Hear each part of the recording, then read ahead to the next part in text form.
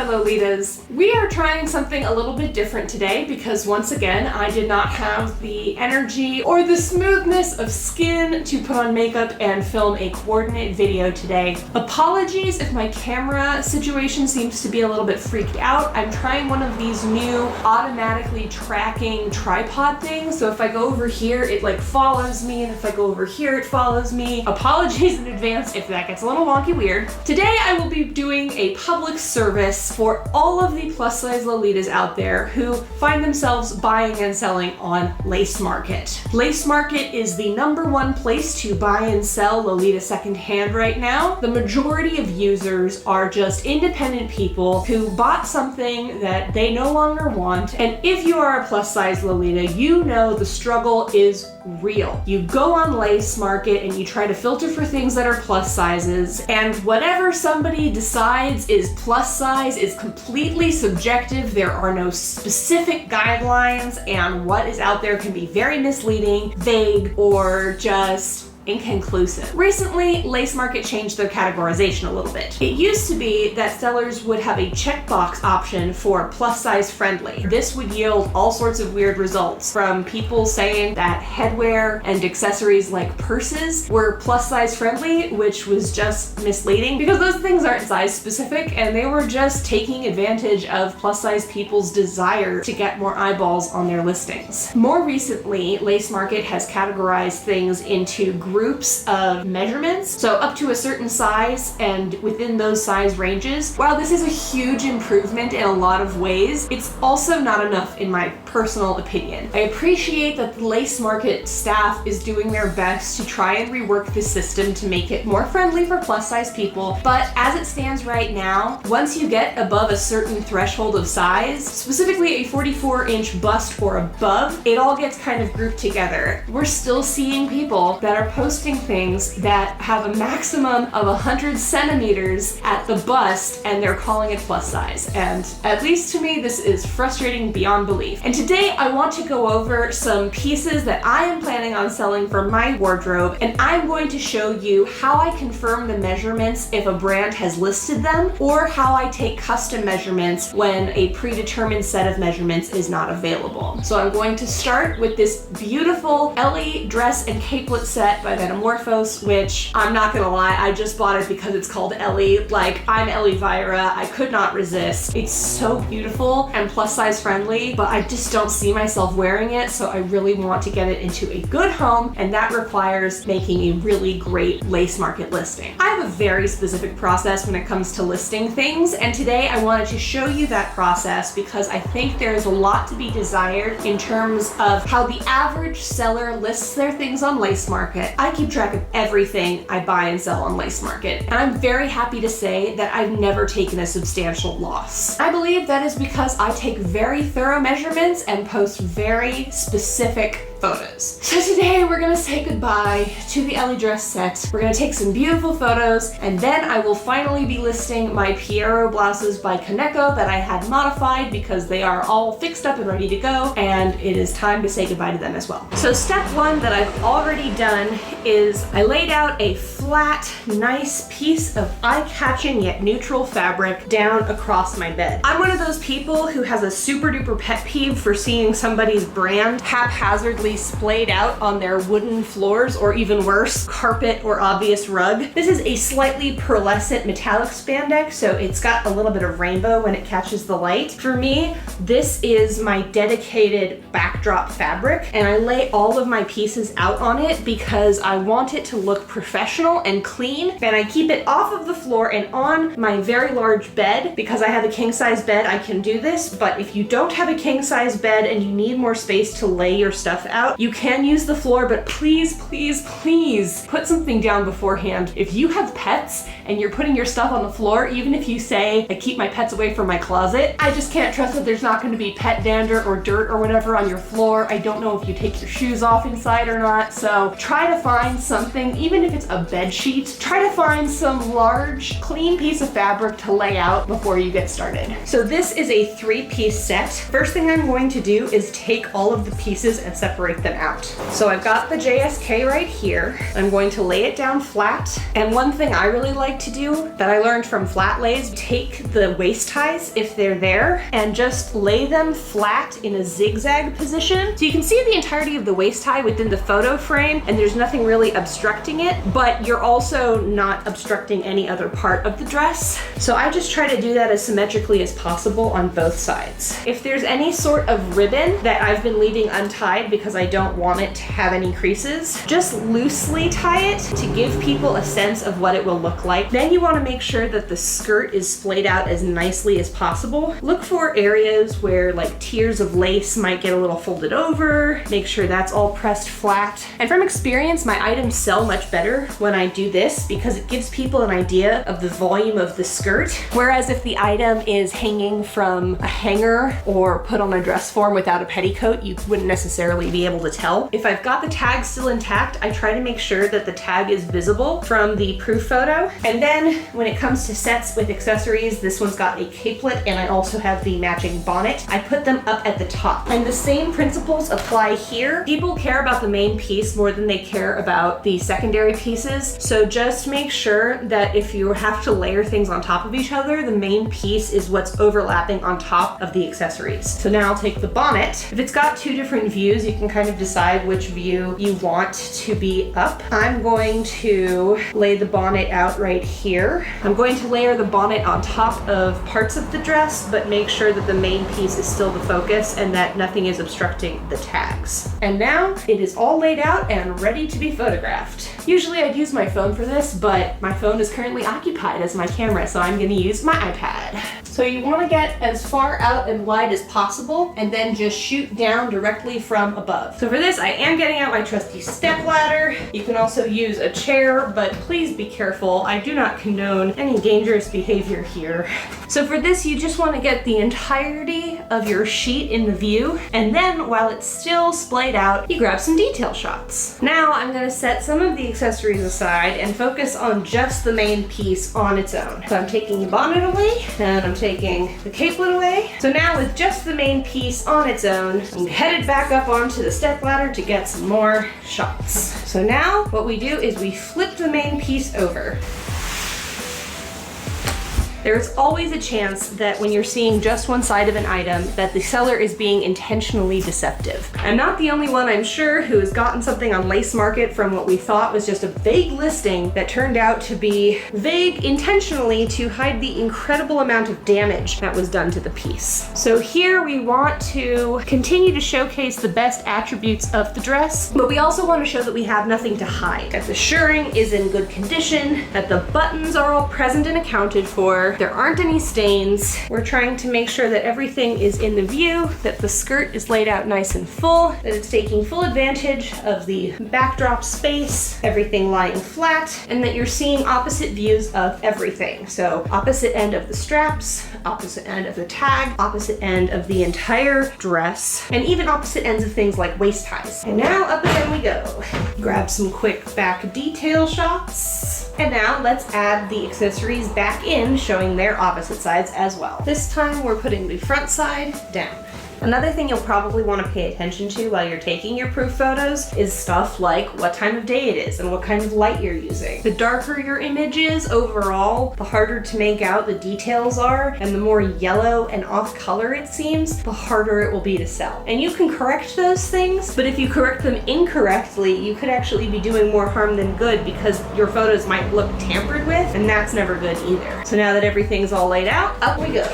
And don't worry if little details aren't perfect in every single photo. Just the fact that you've put in this much effort is going to help your buyers trust you. Last but not least, I try to get a couple photos of just the accessory on its own if there is one, especially if it's got any damage to it. I like to make sure that whatever is there is documented in a way that it is focused on. And don't forget to get a close-up of the brand's actual tag on the items. And now comes perhaps the most important part, measuring. I recommend having a designated measuring tape tape that has centimeters on one side and inches on the other. Japanese brands use centimeters, so a lot of Lolitas, especially with more experience, will take and remember their own measurements in centimeters. However, you want to appeal to all people, so it never hurts to list things in an inch range as well. And for that, you want one of these that has both measurement systems on it. Next, you want to pull out the Lolibrary page or the original item listing that you bought the item from. Wherever measurements for your item have been provided to you, pull that up. We are about to confirm that those are in fact accurate measurements. So this is the plus size version. The bust is listed here from 94 centimeters to 135 centimeters. And here is how you figure out if that is accurate. Get your centimeter side ready, and across the back,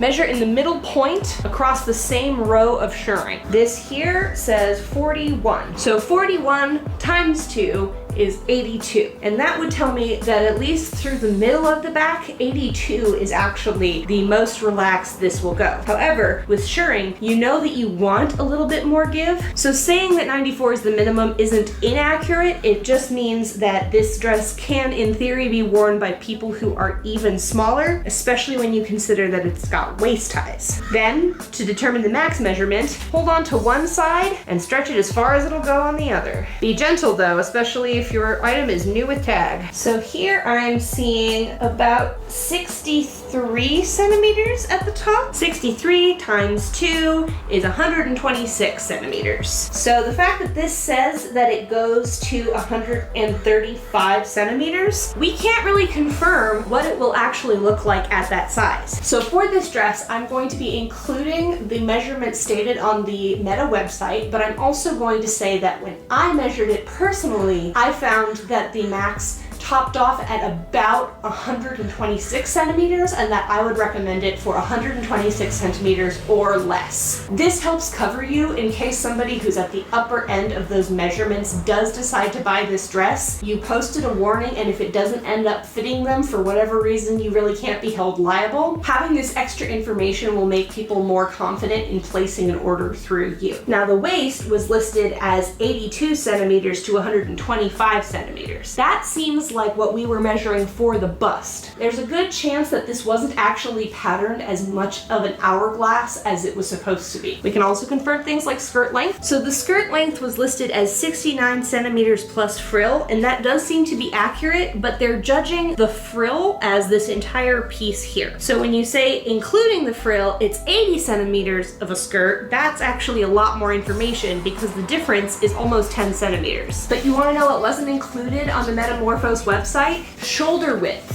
And that's the thing that ended up making me want to sell this set. This capelet is so adorable, but it is not Lolita friendly. So before I list this, I'm going to confirm what the shoulder measurement is. And to do that, I'm just going to take the same tape, find the point at one shoulder where it starts to curve down from the flat area at the top of the neck, and measure that across the other side. Lo and behold, it is 38 centimeters. My shoulder width, in the meantime, is about 43 centimeters. And no wonder this capelet looked weird on me when I tried it on. So I would say that this is at maximum going to look good on a 40 centimeter shoulder width, and anybody else who wants to buy it could buy it at their own risk. But if it looks weird, I warned them. Okay. Time to measure some blouses. All right, and here we have 3 very similar yet not completely identical blouses. Before I get all of these posted, I need to confirm what their measurements actually are, because the measurements that I originally got for them are no longer applicable since I had a seamstress give them a different style of hem. Also, there's no telling how exact the job was on each of the blouses, so if for some reason there's a little bit of a discrepancy and they turned out to be a slightly different size from one another, this is how I'm gonna find out, and this is something I need to know before I sell them to some unsuspecting person.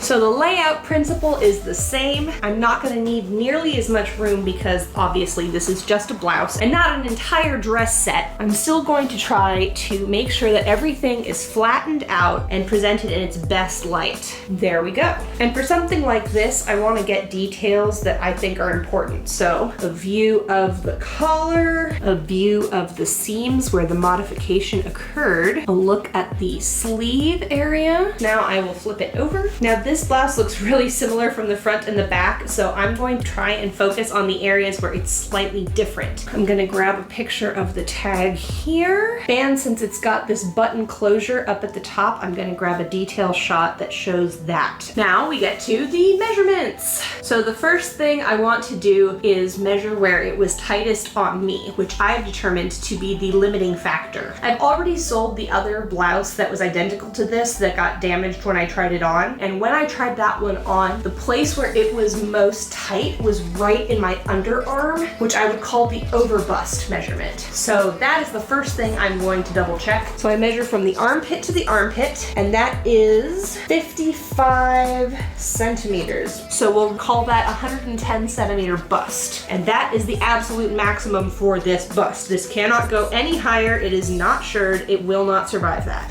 Another factor that I found quite limiting was the actual shoulder width. So next, that is what we will check. And I'm measuring one side to the other. It's coming in at about 42 centimeters. And since I know my shoulders are 43, and that was a bit of a close squeeze for me, I'm going to recommend this for 41 centimeters or less in shoulder width. The waist was listed as free originally, but it does have a maximum waist. So I'll just confirm that. Measures about 60 centimeters flat, so 120. And then for good measure, let's also make sure that we've got the length of the blouse. And it's always easiest to measure lengths along a seam, because that way you know you're getting a straight line. So down the center back seam, the length of the blouse is exactly 60 centimeters. The length of the sleeve is about 61 centimeters to the cuff and another 9 centimeters down to the tip. Lastly, we want to get the neck circumference. You just hold one end of your measuring tape up to the side. You snake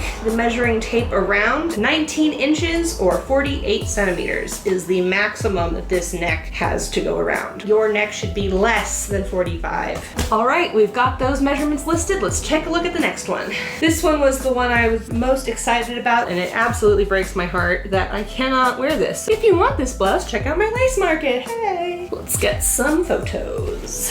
Getting the detail shot. The closure on this one is different from the last one. And now we are going to see if this one differs at all in measurements. The bust here, this one's also at 56 centimeters flat, which means that doubled, that would be 112, but we are going to round down to 110 because this is an unforgiving fabric. Checking out the waist measurement, looks like 62, which is 124 centimeters. So I'll probably list that at 120 centimeters maximum. The shoulders are the same here, 43 centimeters. The neck, interesting. The neck for this one measures at 46 centimeters before the drop down. Now you'll remember that that's actually about an inch less than we had for the last one. So this one would have a maximum neck of about 43 centimeters, and this is why I'm glad we measured these individually. But the sleeve length is the same. So yes, the only way in which this one was different measurement-wise was the neck measurement. And I'm wondering how different the third one will be from both of these two. Hopefully not too different. I love being able to just like copy and paste things. When you're posting multiples of the same thing, copy, pasting, and then changing little details is the most easy, wonderful thing you can do. And I will say that buyers love a package deal also, so if you're willing to drop the price a little bit or combine shipping, that can be a great way to sell things in mass as well. Another thing to note is that because of the way that this fabric is, the elastic on this sleeve is way more noticeable than on the others, so that's another area where you want to pay attention to the details and make sure you're getting all of that in.